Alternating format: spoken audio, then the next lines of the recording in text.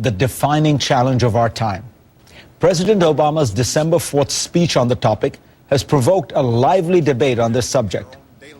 I think part of the confusion some people have is that when we talk about inequality, we're often talking about three different things.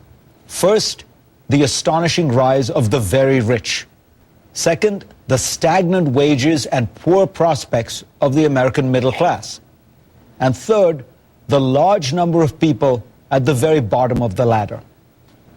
These are distinct phenomena. They may be related. The rise of the rich might be causing the stagnation of the middle class, but the research on that is mixed. One thing is sure, the super rich have grown worldwide, but America is at the head of the pack. And it appears to be caused by many factors. Some are structural, trends that reward superstars, globalization and technology, large and liquid financial markets. Others are political, lowered tax rates for the rich, and the political influence of, say, the financial sector. Now, America has all these things: superstars, technological innovation, huge capital markets, tax cuts and deregulation. So it's not surprising that it has had the biggest rise in its super rich. Would taxing the rich create a more dynamic middle class? Perhaps, but it's not clear exactly how. It's also worth noting that America's tax system, relying on income taxes principally, is already more progressive than, say, European ones that get more of their revenues from sales taxes. The top 10% of Americans pay 70% of all federal taxes. In New York City, the top 1% pay almost 45% of the city's taxes. How much more should they pay? The stagnant middle class is clearly the most important challenge involving the most people. But it's also the hardest one for which to find an enduring solution. Remember, this problem began 40 years ago.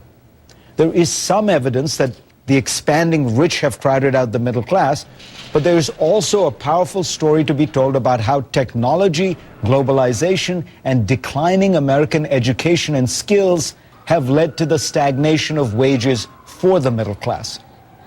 Some argue that the real link between the rise of the rich and the fall of the middle class is political. The rich have captured the political system and milked it to their advantage. And it's true that because of the vast role of money in politics, the well-off and the well-organized can often get special tax breaks and regulatory relief to help them. But more broadly, look at what's happened in the last 10 years in America. Medicare was expanded dramatically. Universal health care was enacted. Energy policy has been changed against the wishes of big oil and coal companies. Tax rates on the rich have gone up at the federal, state, and local level to at least a 30-year high. And it was America that passed a stimulus program of almost $1 trillion to fight unemployment after the financial crisis. Europe, with its more egalitarian politics, actually slashed social spending in the face of its worst unemployment in decades. On its face, this is not strong evidence of the political power of America's rich. Of the three problems, the easiest to fix is the one we spend the least time talking about: the fate of the poor, who now number 46 million Americans. Since the poor tend not to vote, nor lobby, nor petition politicians, they don't get much attention. And as a result, government does not devote much energy or resources to their problems, especially those of poor children who suffer from malnutrition, bad health, and poor education, which cripple their chances of escaping poverty. The resources needed to change this would be a fraction of what we spend on the middle class in this country. We don't have all the answers, but if you're looking for a policy that would likely have the biggest effect on raising social mobility and reducing inequality, let's shift the attention from the rich and the middle class and focus for once on the 46 million Americans who are often forgotten.